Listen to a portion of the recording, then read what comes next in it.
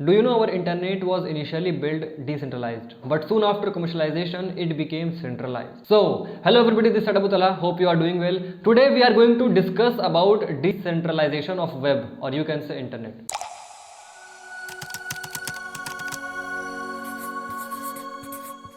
In order to understand, let's get back to the initial time. It was a project by US Department of Defense to create a computer data communication network to share information and that could withstand unforeseen events like war. So therefore it had to be totally decentralized ताकि अगर कोई एक system fail होता है तो उसकी वजह से बाकी सिस्टम पर कोई असर ना पड़े और उसके बाद फिर वो अपना काम करते रहे. And it also must able to communicate using peer to peer interconnectivity without relying on a single computer. जब इंटरनेट स्टार्टिंग में थी इन 90s तब सिर्फ रिसर्चर्स थे और उसके बाद फिर कॉलेज के बच्चे थे जो उसे यूज़ करते थे for sharing information, for sharing research और फिर to connect with their friends और कलीग्स.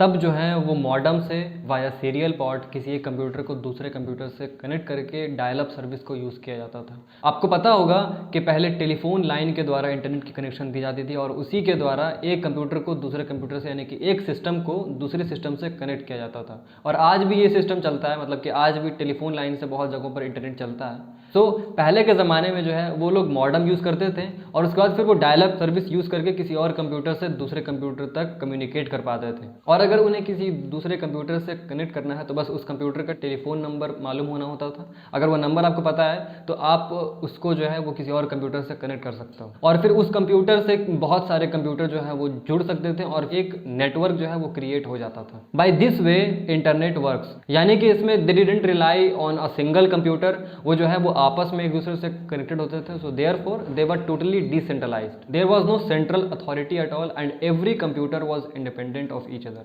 अगर वो कोई एक सिस्टम काम नहीं कर रहे होते थे तो वो किसी और सिस्टम में तुरंत कनेक्ट हो जाते थे अगर वो सिस्टम इनकी ज़रूरतों को पूरी कर लेती थी. तो अब इन टाइप के सिस्टम में ना कुछ कमियां भी थी जिसकी वजह से कुछ नए फीचर्स आए और उसकी वजह से जो है वो पूरा इंटरनेट जो है ना वो सेंट्रलाइज्ड हो गया.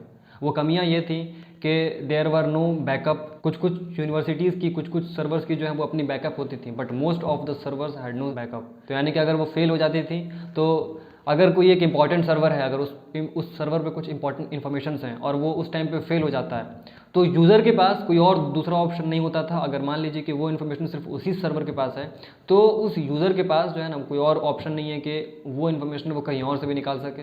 सो there were some disadvantages. That's why they needed a central authority to control and to take a information at a bulk so that कि कोई भी जो है वो उस कंप्यूटर से कनेक्ट हो जाए और फिर सारी इन्फॉर्मेशन की बैकअप जो है वो उस कंप्यूटर में हो.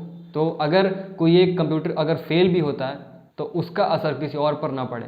अब इस सॉल्यूशन में एक और भी कमी है कि अगर हम किसी एक सिंगल कंप्यूटर पे करते हैं रिलाई, अगर वो फेल हो जाए तो मान लीजिए कि आप YouTube देख रहे हो और उसका जो मेन सर्वर फार्म है अगर वो पूरा क्रैश हो जाता है तब तो कोई भी जो है वो उसके अलावा कहीं और से नहीं ले सकता इन्फॉर्मेशन. बट आजकल के बहुत सारे जो सर्वर फार्म्स हैं उनके बैकअप जो हैं वो 2-3 जगहों पर होती हैं. तो पहले ऐसा नहीं था. पहले सारे कंप्यूटर्स जो हैं वो आपस में इंटरकनेक्टेड थे, कोई एक सेंट्रल अथॉरिटी नहीं था और सारे कंप्यूटर जो हैं वो एक दूसरे से कनेक्टेड तो थे, ये एक सही बात थी. बट कोई एक ऐसा सिस्टम नहीं था, कोई एक ऐसा प्रोटोकॉल नहीं था जिससे कि अगर कोई एक सिस्टम फेल हो जाता है तो उसकी जगह पर कोई दूसरा सिस्टम काम कर सकता है और उसके बाद फिर उसकी कमी को वो पूरा कर सकता है. तभी जो है वो ISP की ज़रूरत पड़ी और तभी जो है ना वो ISP बूम हुआ, यानी कि internet service provider. So by providing internet as a service to users they can make using internet more convenient. और यहीं से स्टार्ट होती है इंटरनेट की कमर्शलाइजेशन. जैसे जैसे लोगों के कमर्शियल इंटरेस्ट जो है वो इंटरनेट को लेकर बढ़ने लगी और जैसे जैसे लोगों को अपॉर्चुनिटीज़ दिखने लगी इंटरनेट से वैसे वैसे जो है ना इंटरनेट ज़्यादा कमर्शियल पर्पस के लिए यूज़ होने लगा. उसके बाद पूरा एक इंटरनेट का सिस्टम जो है वो सेंट्रलाइज्ड सिस्टम में कन्वर्ट हो गया जो कि आज का दौर है. जो कि आज बड़े बड़े जो टेक जाइंट्स हैं जिनका पूरा एक मोनोपोली है इंटरनेट पर, जो कि पूरे एक इंटरनेट के माहौल को कंट्रोल कर सकता है. इस सेंट्रलाइज्ड फॉर्म ऑफ इंटरनेट के ना कुछ इशूज़ हैं, कुछ मेजर इशूज़ जो कि इसको मजबूर कर रहा है वापस से डिसेंट्रलाइज्ड होने में. जैसे कि आपको पता है कि वेब 2.0 में सोशल मीडिया का दौर आया, उसके बाद फिर प्लेटफॉर्म का एक आया जहां पर यूज़र जनरेटेड कंटेंट डाला जा सकता था. वहां पर क्रिएटर जो है वो अपने कंटेंट का क्रिएटर तो है बट कंटेंट का जो है ना वो ओनर नहीं है.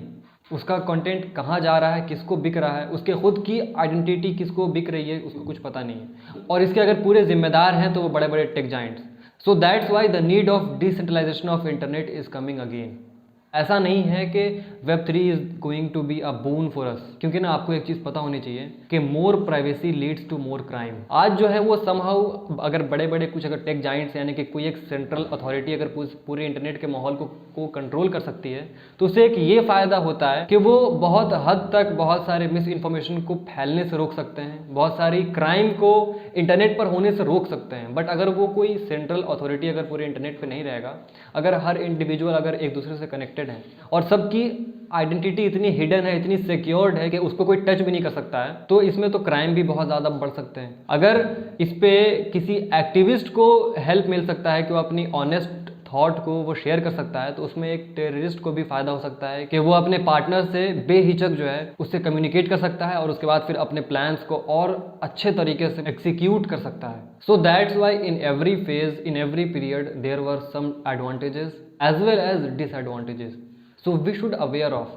तो जैसे कि हमने देखा कि पहले इंटरनेट जो है वो डिसेंट्रलाइज थी, उसके बाद फिर सेंट्रलाइज्ड हुई, बट सेंट्रलाइज्ड में वो इतना मतलब कि उसमें यूज़र जो है वो इतना पावरलेस फील करने लगे कि उनको वापस से जो है अपनी सिक्योरिटी और फिर अपनी कंट्रोल जो है वो अपनी ओनरशिप जो है उनको खुद मतलब मिलनी चाहिए। तो इसके लिए फिर से वो इंटरनेट को डिसेंट्रलाइज करने की कोशिश की जा रही है।